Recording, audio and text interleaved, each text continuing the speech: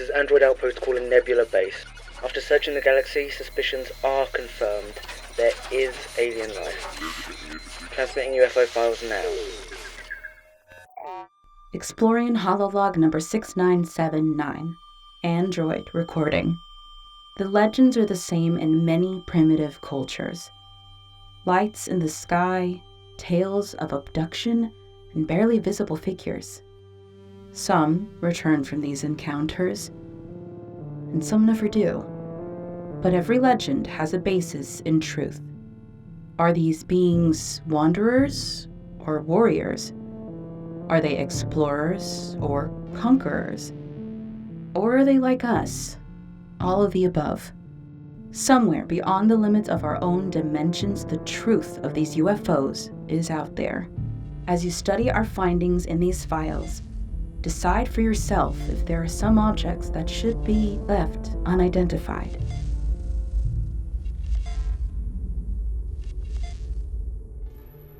After extensive research and many encounters with the cyborg UFO forces and their alien leaders, we know that these beings are stranger and far more complicated than we had ever imagined.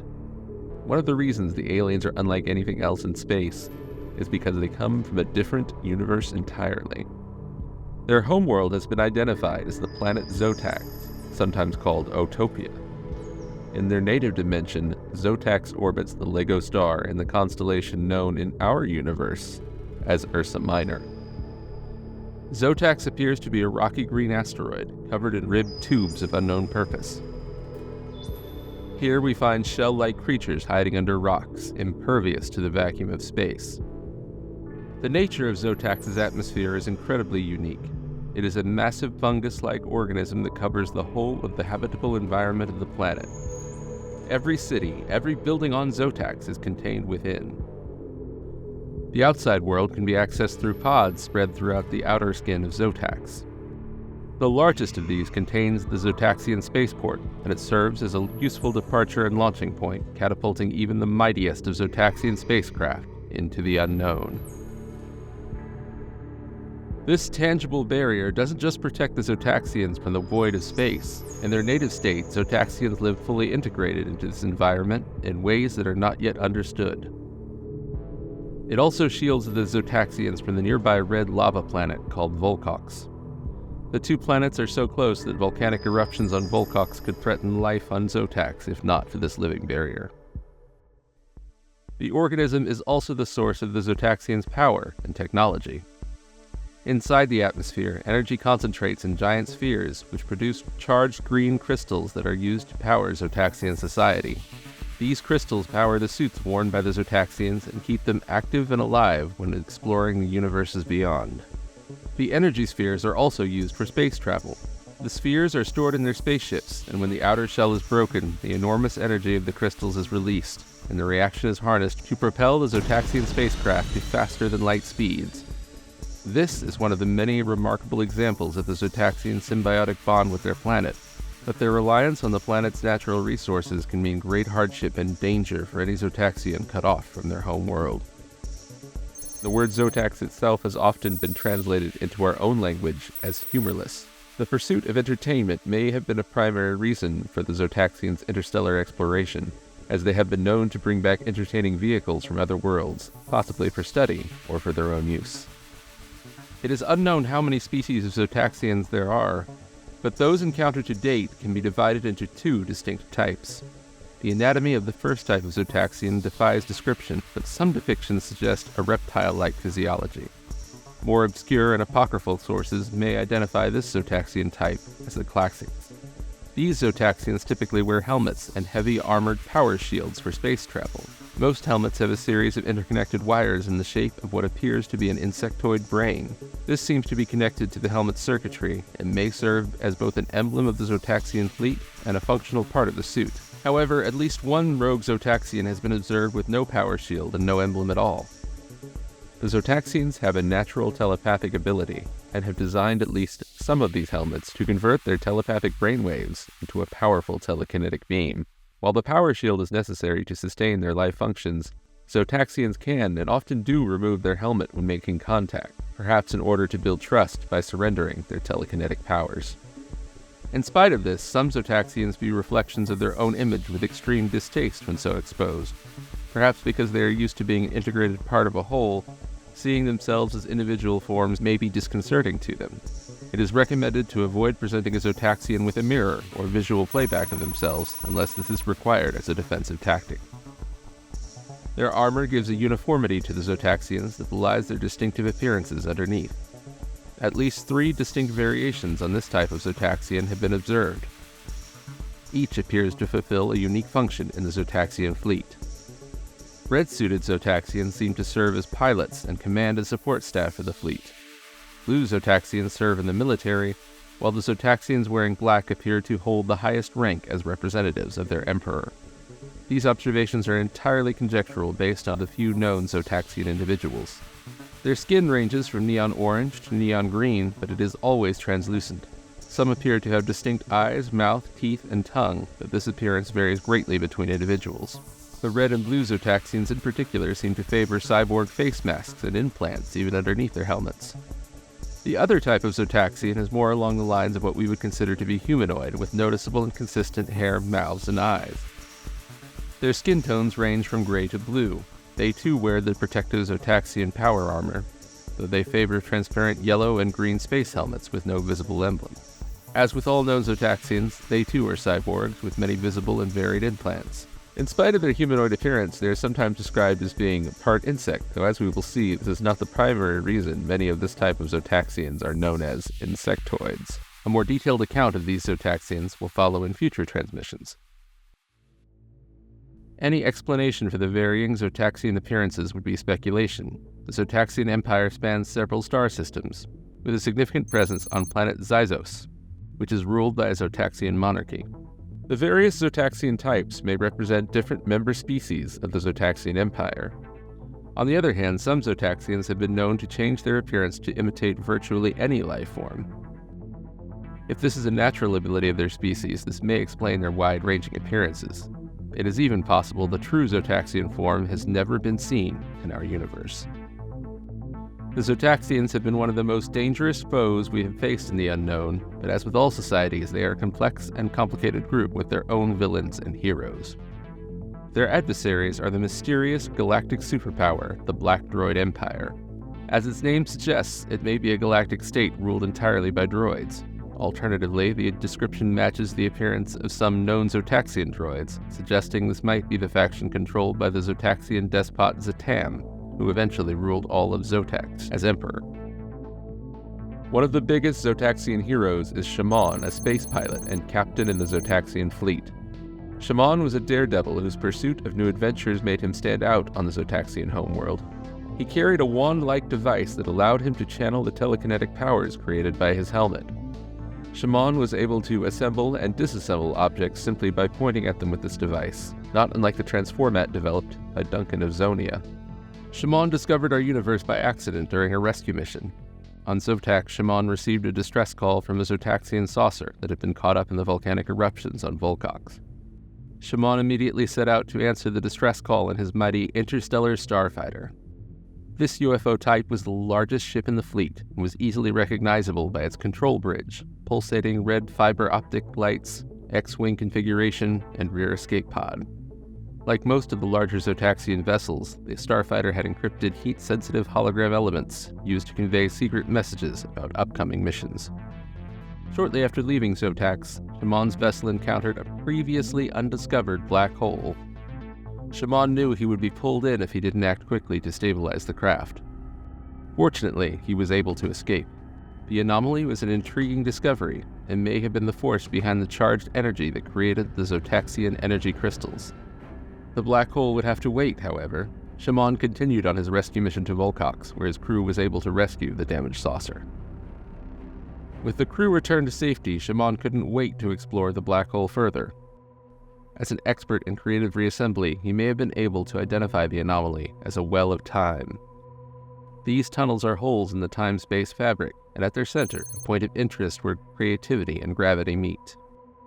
From there, Chamon could travel through a gateway to infinite configurations in space and time. As a daredevil pilot, he gladly accepted the mission to be the first to fly into it. Chamon emerged successfully in Earth's solar system thousands of years ago. With this discovery, the Zotaxian Emperor deployed an entire fleet to explore this new universe. While Captain Chamon would be in command of the fleet, the Emperor also sent 2 more of his best leaders. Commander X was also royalty, a prince of Xyzos, and the oldest and wisest being known in the Zotaxian universe. He was well-traveled and a capable military strategist, whose personal force field gave him an advantage in battle. Shaman was already familiar with Commander X, as he had assisted in the rescue mission at Volcox. Commander X had a fierce sense of justice, and would be a valuable asset to the mission if any of the aliens they met turned out to be hostile. But Commander X also had a top-secret mission separate from the exploratory expedition. The Zotaxians were not the only force interested in this new universe. The Black Droid Empire was also determined to exploit the new territory. The Droid Empire had already established a foothold in our universe, and Commander X was ordered to repel the robotic forces permanently. The highest-ranking member of the 3 leaders was the Overlord Ixvizikil, translated to our language as Alpha Draconis. Draconis was one of the greatest generals on Zotac and served as the personal representative of the Emperor. He had the authority to negotiate with any alien life forms on behalf of the Zotaxian leader. In addition to his military accomplishments, Draconis was a clever scientist with a keen interest in starfighter designs. His nickname was the Dragon due to his imposing masked appearance and the terrible stench of his breath when his helmet was removed. The Overlord was a fearsome opponent with the advanced weaponry of Zotac backing him up, such as the special gloves he wore to give him an edge in hand-to-hand combat. But without it, he was quick to admit defeat. Before long, Chamon was joined by 2 backup vessels, a Warp Wing fighter and the Alien Avenger. The Warp Wing fighter was smaller than the Interstellar Starfighter, but shared its effective X-Wing configuration. Its strong heat shield protected the fighter during atmospheric entry. The rear laser panel contained a hidden compartment for a droid navigator. The Avenger was the flagship of choice for Alpha Draconis, and its 3 observation windows allowed him and his crew a wide view of the new planets they had set out to discover. The vessel could be split into 2 ships, a smaller escape craft with the Overlord's control bridge, and a larger base vessel with control and communications areas, as well as a magnetic crane to deploy a planetary patroller vehicle. The vessel was equipped with a laboratory, and an additional small rover was hidden in a secret compartment. With the 2 starfighters acting as escorts, the Alien Avenger scouted the planets of this strange solar system Chamon had discovered, including Earth. At this time, much of Europe was controlled by feudal lords and ladies, powerful figures who had held fast to their own territories and fought amongst each other for power. It was a time when swords and sorcery could turn the tide of battle. One of the most powerful magicians in this era was Willa the Witch, who, with her 2 powerful dragons, was presently at war with the ruler of Brixylvania, Basil the Batlord. At one time, Basil had been compelled to serve Willa, but now the 2 were bitter rivals. The witch intended to take back the kingdom from Basil. While observing the night sky, she witnessed the arrival of Chamon's expedition overhead. This is the first known sighting in history of an unidentified flying object that can be conclusively attributed to Zotaxian spacecraft. As talented as she was with the dark arts, Willa was also an inventor whose machines were truly ahead of their time. With her keen intelligence, she realized that the lights in the sky were machines constructed by a technologically superior race, who she called the Star People. She hoped that if she could contact them, she could combine their technology with her magic to become ruler of not just Brixylvania, but the entire world. Not long after, the Zotaxian fleet witnessed a beacon of light and quickly traveled to its source. Willa had taken Basil's Night Lord's castle by hypnotizing his army and transformed it into a star tower designed to signal the Zotaxians. When the UFOs arrived to investigate, the Fright Night soldiers were so transfixed by the sight that it even broke through Willa's hypnosis. As clever as Willa was, she didn't expect one thing, or perhaps 2 things: the time traveler Tim Timebuster and his monkey, Punky. Tim was able to destroy the tower by climbing to the top and turning its magical beam upon itself. The explosion left Tim and Basil plummeting to the ground, but they were soon rescued by an energy field from the Alien Avenger. Alpha Draconis, as the Emperor's representative, took the opportunity to speak mask-to-mask with Basil, who the Zotaxians believed was responsible for the signal. Basil was happy to let Draconis believe this, and took the opportunity to ask the Overlord for their assistance in fighting Willa and her dragons. Draconis agreed, perhaps because he sensed a kindred spirit in Basil, perhaps because the Zotaxians saw themselves as crusaders against injustice. Draconis removed his helmet and summoned his starfighter escort.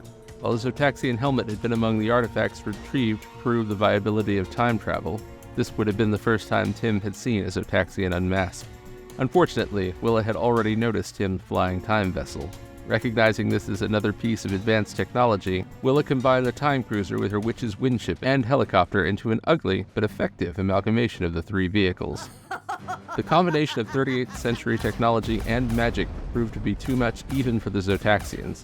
Willa's techno-magical rays did heavy damage to the Avenger, forcing the fleet to scatter. When Draconis returned fire with a barrage from the Avenger's lasers, Willa turned their deadly rays into frogs. With the Zotaxians' technological advantage completely negated, Draconis was ready to admit defeat. Tim convinced the Overlord to maneuver the Avenger over the Witch's vessel so that he and Basil could board the ship. The last-ditch tactic worked, and Punky was able to steal Willa's wand, leaving her with no way to channel her magic. With the battle won, Draconis bid farewell to Basil, hoping they would meet again. The Overlord's wish would come true, though not in a way either of them expected. Having met the people of Earth, the Zotaxians now departed to explore other galaxies. The Zotaxians returned to Earth from deep space periodically during their travels. UFO sightings were reported across thousands of years, from the western frontier of the 1870s to Australia in the 1990s to the present day. They appeared to move from era to era at will, perhaps utilizing the black hole to travel through time as well as dimensions. It's possible this is the basis of flying saucer and UFO myths and legends throughout the universe, and may even have inspired engineers from planets such as X2.5, Earth, and Spirius to build similar craft.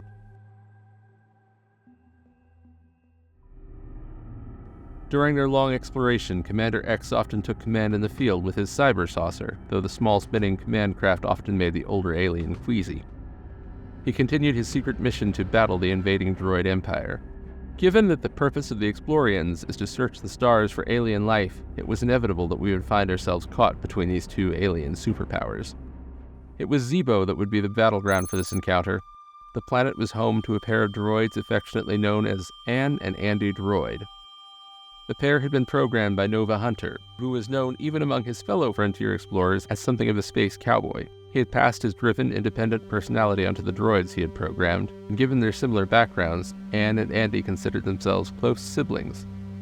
Anne and Nova seemed to have been off-planet when the droid empire's cruel warriors descended upon Zebo. They showed no mercy, even to the planet's android population. But Andy wasn't about to leave his homeworld undefended, and he had the assistance of a third droid. While his fellow robot wasn't a product of Nova Hunter's creative reprogramming, he was also determined to fight against the automated Imperial occupation. The two quickly became brothers in arms against the invaders, but it was a lonely fight. It was at this point that Commander X swept in from the unknown to rescue Zebo's androids. The arrival of the alien fleet must have been a shocking but welcome surprise. Both droids escaped thanks to the Zotaxian intervention, and in gratitude they pledged their personal loyalty to Commander X. They joined his mission to save our universe from the invading empire, receiving cybernetic upgrades that made them all but unrecognizable as Explorian technology. Andy's unfamiliar technology and unusual programming did prove to be a challenge for the Zotaxians, who found it time-consuming to identify the source of his circuitry malfunctions. Many other androids also joined the Zotaxians to serve as tech droids, but these two were the first. As Tech Droids 1 and 2, these robots and their compatriots proved invaluable to guiding the isolated Zotaxian fleet, serving as scouts, pilots, navigators, and translators in their continued exploration of new worlds. Tech Droid 1 hated walking and became adept at driving the Zotaxian ground vehicles like the Radon Rover and the all-terrain cyborg Scout, using its super space sensor to gather planetary information. His preferred mode of transport, however, was the Explorian Cyber Blaster anti-grav craft. As Tech Droid 2, Andy Droid preferred the Zotaxian starfighters, and was known to take on the most impossible missions in his tiny V-wing fighter. This fighter was able to speed through space in milliseconds, taking in information with his high-tech computers and special sensors. Both droids sometimes served as navigators in the Warp-wing fighter. On one mission, the gravitational field of a peculiar asteroid wiped out the Warp-wing fighter's navigational circuits, stranding Commander X and Tech Droid 1 and blocking their subspace signals. Tech Droid 1 was able to contact Andy aboard the interstellar starfighter by bouncing his electronic thought waves off the alien Avenger's magnetic system. The starfighter then guided the warp-wing fighter to safety with its fiber optic array. The Zotaxian leadership seems to have been particularly interested in large reptiles. After sightings in the Australian outback, it was discovered that they had abducted the pet crocodile of local resident Dingo Melbourne. Another adventure saw them journey to the lush green planet, pursuing rumors of a rare dinosaur. Here they were forced to abandon an interstellar starfighter in a volcano, but they did find a set of dinosaur footprints. This evidence caused them to renew their pursuit. The UFO fleet also sought out mineral resources. One such trip ended in the loss of an alien Avenger when the expedition was attacked by metal-eating plants unlike anything they had encountered before. The warp-wing fighter destroyed the metal plant, but the Avenger would have to be replaced. After exploring 20 galaxies, the Zotaxians returned to Earth once more. By this time, the Zotaxians weren't just here to explore, they wanted to establish a permanent presence in our universe and set their sights on Earth. When the UFO fleet entered the solar system and sent out scout ships, Earth forces were dispatched to guard against any possible harm. The Zotaxian language was initially indecipherable for Earth forces, but after satellites picked up their alphabet and a few words, full translation was finally possible. The UFOs were spotted over Legoland Windsor, and the Lego Club detective team was sent to investigate. On discovering the alien landing site, the team decided to wait until nightfall to infiltrate the aliens. They learned much about the alien technology. The UFO craft held many secret compartments that hid computer records of their activities. The detectives' undercover mission did not go unnoticed. They were contacted by Tech Droid 1, who advised them that the UFO fleet was friendly, just an advanced mission to discover what the Earthlings were like before more Zotaxians arrived. The arrival of more aliens coincided with a change in their mission that threatened the safety of Earth and the rest of our galaxy. The Zotaxians were no longer just explorers, they were ordered to conquer the galaxy, or the Zotaxian Empire. For all that we know about the Zotaxians' activities, the reason for their change in objective remains mysterious. It seems to have coincided with the rise to power on Zotac of Emperor Zatam, and indeed much of the invasion seems to have been conducted under the authority of the Imperial representative, Alpha Draconis. Other obscure sources may pin the blame on the mutant rogue Durac, who might have been the trickster criminal Brickster in disguise. Whatever the reason for their change in direction, not every member of the fleet was on board with the decision. Andy Droid had to be reprogrammed to assist the aliens in their plans to take over the galaxy. If any other members of the crew had objections to their new orders, they kept it to themselves after this. Before the main invasion, Alpha Draconis wanted to assure the technological superiority of the Zotaxian forces by kidnapping aliens from several galaxies to participate in an intergalactic building contest. The objective: design a new interstellar starfighter for the century to come. The unwilling representative from Earth for this contest was the Lego Maniac, who was abducted by Andy Droid and Alpha Draconis. Of course, Draconis won the contest himself by reading the minds of the assembled master builders and stealing all of their best ideas. While the Zotaxians were distracted by Draconis' declaration of victory, the Lego Maniac used his prototype starfighter's lasers to disable Alpha's weapon systems. The Maniac returned home, but Alpha Draconis vowed that the aliens would return to Earth for revenge. The Explorians, of course, were concerned with this alien threat. The starship Saturn III traveled thousands of light years to find the entrance to the Zotaxian realm, but when the vessel arrived in the Zotaxian system, Alpha Draconis informed Commander X of the approach as soon as the vessel appeared on their radar. The interstellar starfighter and warp-wing fighter quickly launched from Zotac, and the commander and Tech Droid 1 targeted and eliminated the exploratory starship. Before long, the Zotaxian forces had broken through the protective space barriers of the Mercator planetary frameworks. It was clear the Zotaxians were a potential threat to the survival of humankind. On a hidden planet in a far-off galaxy, a small team of robo-runners trained to defend the universe from the alien invaders. This robo-force was relentless in pinpointing alien transmissions and then taking the fight to the Zotaxians wherever they might be hiding. Their massive robots were capable of catching a UFO saucer in mid-flight and flinging it back into space. For a time, there were many battles across the galaxy between the Explorians, the robo-force, and the UFO fleet.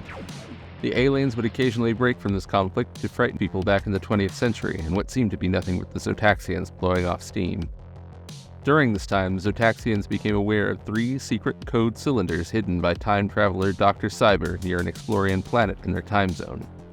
The aliens dispatched an enormous satellite destroyer alien to attack a satellite that held one of the codes.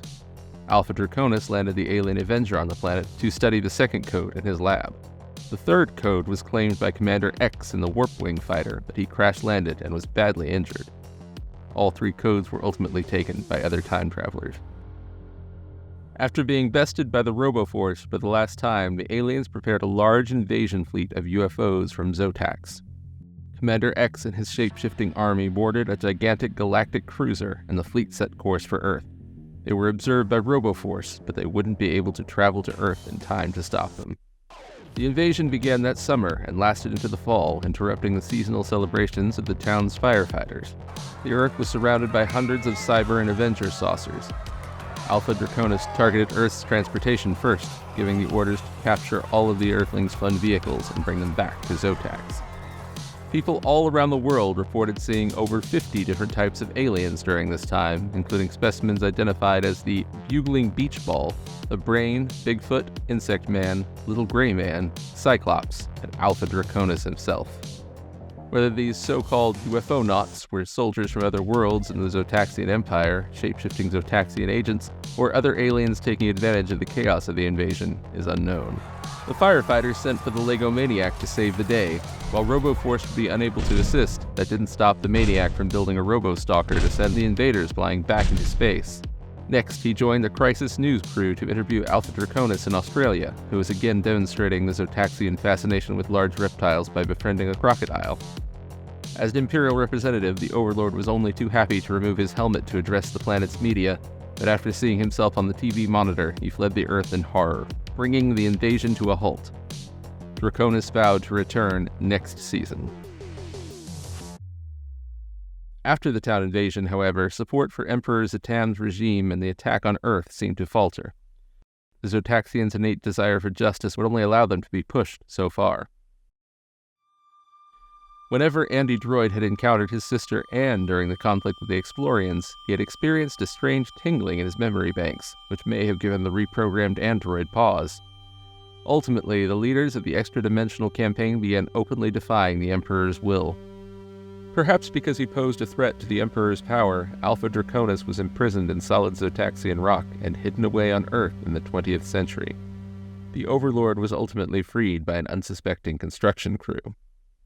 After some tense confrontations, the Lego Maniac was able to show the aliens how to have fun and celebrate the Earth holidays. Commander X and Andy Droid chose to help Santa Claus and the Maniac deliver presents to Earth and beyond via the Lego Holiday Zone. Even Draconis appeared to have a change of heart and joined in the festive gift deliveries. These events seem to have had a profound effect on the Zotaxians. Before long, the heroic Chamon was leading the Zotaxians in a rebellion against their evil emperor. Chamon and Commander X took the fight back to the Zotaxian dimension and won a significant victory over the Emperor, but on their return to their base on Zotacs, they discovered that some of Zatam's Imperial soldiers were lying in wait to ambush them. There were too many soldiers for Chamon's small group of rebels to fight, even with the power of his reassembly wand. Chamon ordered a tactical retreat to his interstellar starfighter, but he vowed to return one day to free Zotacs from the Emperor's clutches. Chamon ordered a desperate escape through the black hole. There was every chance that the anomaly was not a certain passage to the universe they had left behind, and he knew that Zatam's forces wouldn't dare follow them. The gravitational forces of the black hole stretched the ship and threatened to tear it apart, but the starfighter made it through intact once again, entering into a new universe. In this universe, entire planets were home to single periods in time, including Planet Western, Planet Pirates, Planet Aqua, Planet Now, and Explorion. A belt of Legoid bricks drifted in open space, ready to form into new worlds as older worlds like Fabuland and Ice Planet became lifeless and uninhabited. Unlike their previous trip to the black hole, this time Chamon's vessel arrived not in Earth's solar system, but in one that seemed to be a combination of Zotac's and Earth's systems. Perhaps hoping to find friends like Basil's Knights in this universe, Chamon scanned for a castle planet in the system. They were in luck. Dead ahead was a planet that appeared to be an alternate version of Volcox. Chamon's instruments registered life on this planet, and radar signals indicated that in this universe, Basil and his knights called the planet home. Like its counterpart in Chamon's universe, this lava-covered planet was also on the verge of breaking apart. But it hadn't always been this way. This had once been the planet Avalon, home to a prosperous kingdom. Now, however, the planet was being torn apart by a terrible dragon, awakened by Willa the Witch in order to steal back her crystal ball from Basil. Basil was able to defeat the dragon, but the castle planet was already lost. Chamon barely had time to see it disappear from his screen before the interstellar starfighter found itself under attack.